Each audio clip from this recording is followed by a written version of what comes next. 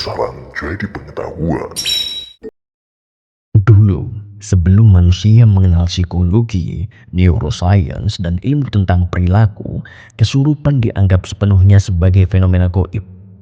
Ketika seseorang menjadi tiba-tiba kehilangan kesadaran, badannya bergerak liar, suaranya berubah, atau matanya terlihat kosong, masyarakat pada masa itu tidak punya kerangka berpikir lain selain menyimpulkan bahwa roh telah memasuki tubuhnya. Dan ketika cerita itu diwariskan turun-temurun, ia menjadi keyakinan kolektif.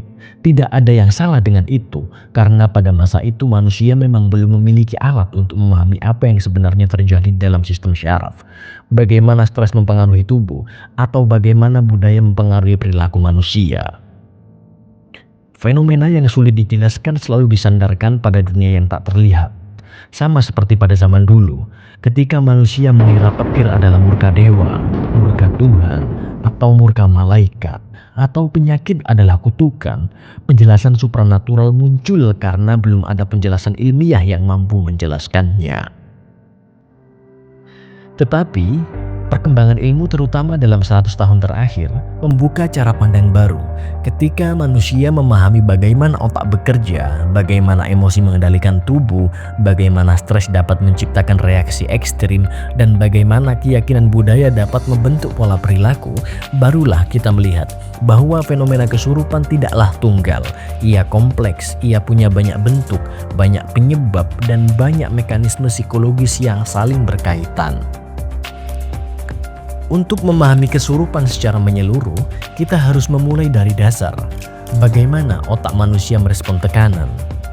Ketika seseorang berada dalam kondisi stres, atau dalam keadaan stres berat, atau konflik emosional yang tidak dapat dia ungkapkan, otak dapat memasuki keadaan yang disebut dengan disosiasi. Dalam kondisi ini, kesadaran utama seperti mundur ke belakang.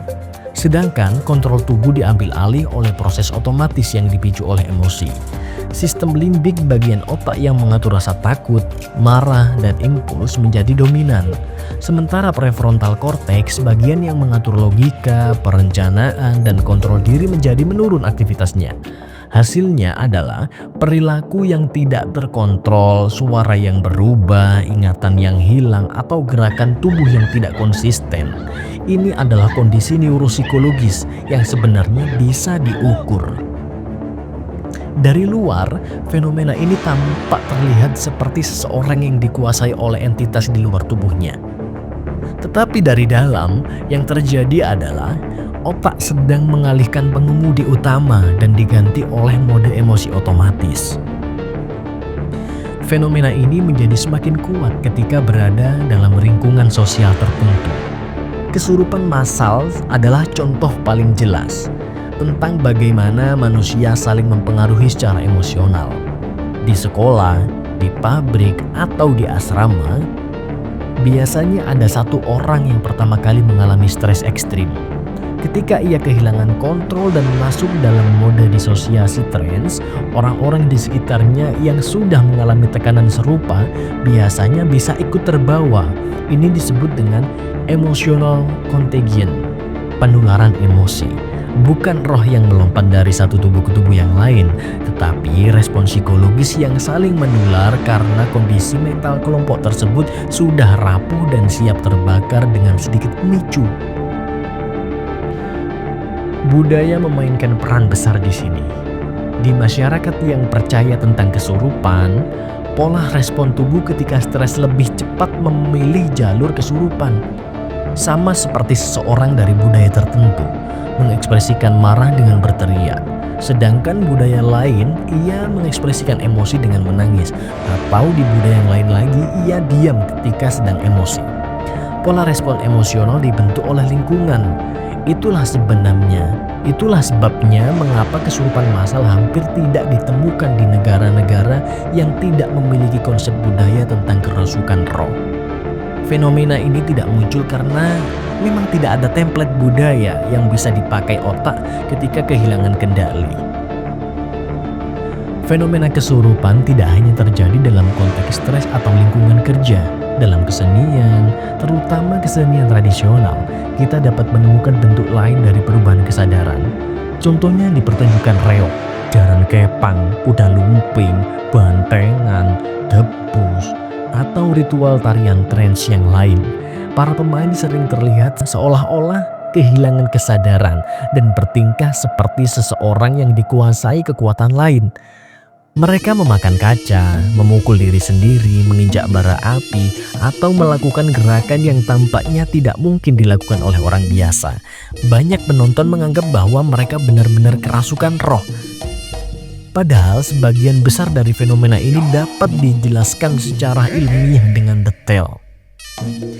Pertama, pemain kesenian tersebut biasanya sudah memiliki pengalaman panjang. Tubuh mereka sudah terbiasa dengan ritme, musik, dan gerakan tertentu. Mereka tahu teknik agar tidak terluka. Misalnya dalam atraksi memakan kaca atau memakan beling, pemain memilah bagian kaca yang tumpul dan menggunakan teknik tertentu agar tidak mencederai organ penting mereka.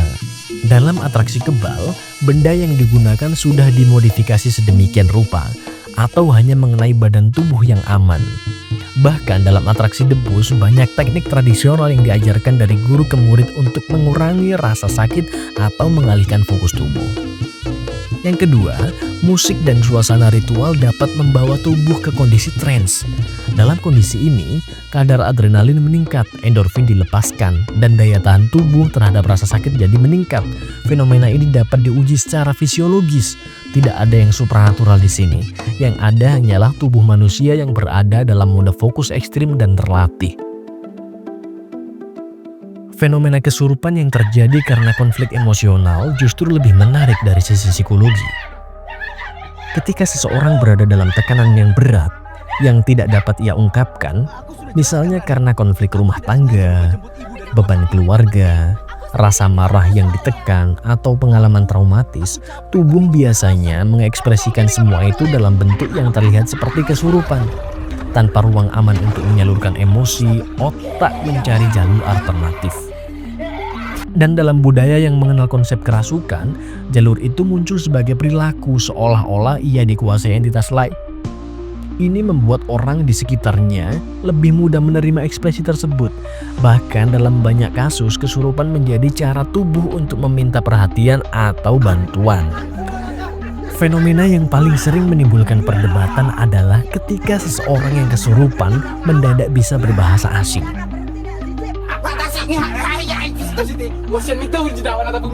Ada mas, kamu ngelantur beneran. Ini Rosa apa lagi? Ramen, ketawa sendiri dia. Dari luar, ini tampak seperti tanda bahwa roh tertentu masuk dan menggunakan tubuhnya.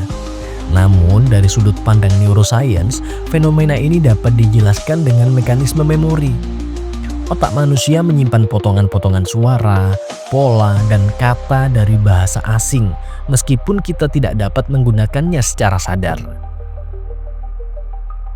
Ketika seseorang dalam keadaan trance, potongan memori ini dapat muncul tanpa urutan, tanpa tata bahasa, dan tanpa struktur yang jelas. Ini membuat orang yang mendengar menyimpulkan bahwa itu adalah bahasa asing. Tetapi, bagi orang yang benar-benar menguasai bahasa tersebut, ucapan itu terdengar acak dan tidak bermakna. Seperti seseorang yang menyatukan potongan lagu dengan yang pernah ia dengar, atau menirukan aksen asing tanpa memahami apa yang dia ucapkan. Contohnya seperti ini.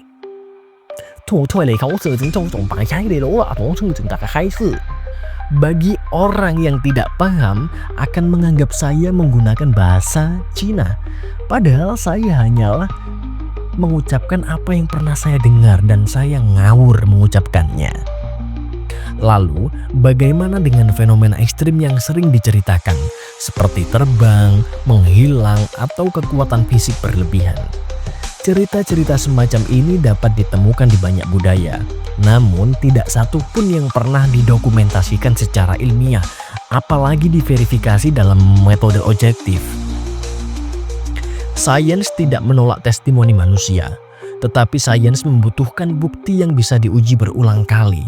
Dan sejauh ini tidak ada bukti bahwa tubuh manusia dapat melawan gravitasi, melawan hukum fisika, atau menghilang dari ruang fisik atau memperoleh kekuatan di luar batas biologis normal yang hanya melalui kesurupan.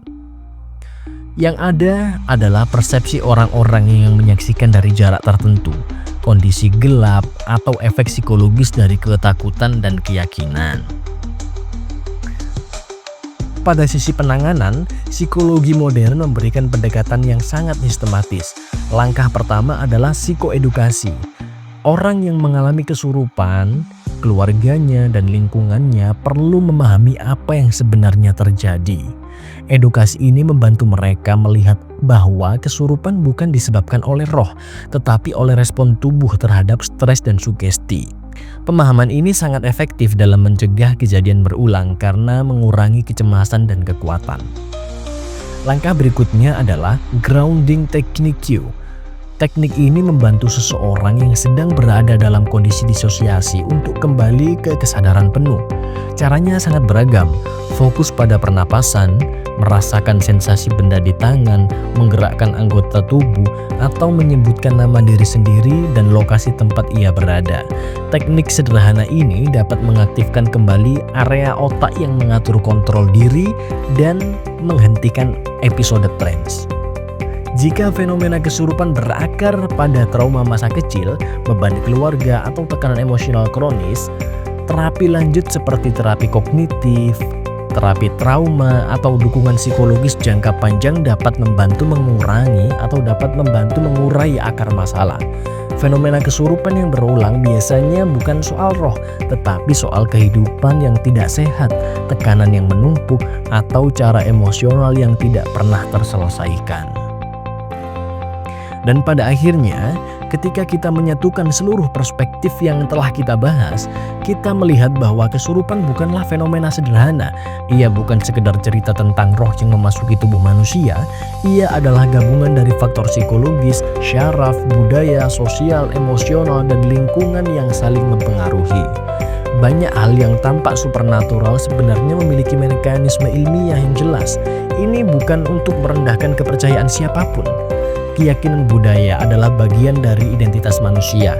Namun, ilmu memberikan kita kemampuan untuk memahami fenomena ini secara jernih, bukan dengan rasa takut, tetapi dengan perenungan dan pengetahuan. Dengan pemahaman ini, kita tidak hanya mampu melihat kesurupan sebagai perilaku yang bisa dijelaskan, tetapi juga bisa membantu orang yang mengalaminya dengan lebih tepat dan manusiawi. Jika kalian suka dengan video ini, silakan like, comment, and subscribe agar tidak ketinggalan informasi-informasi yang luar biasa.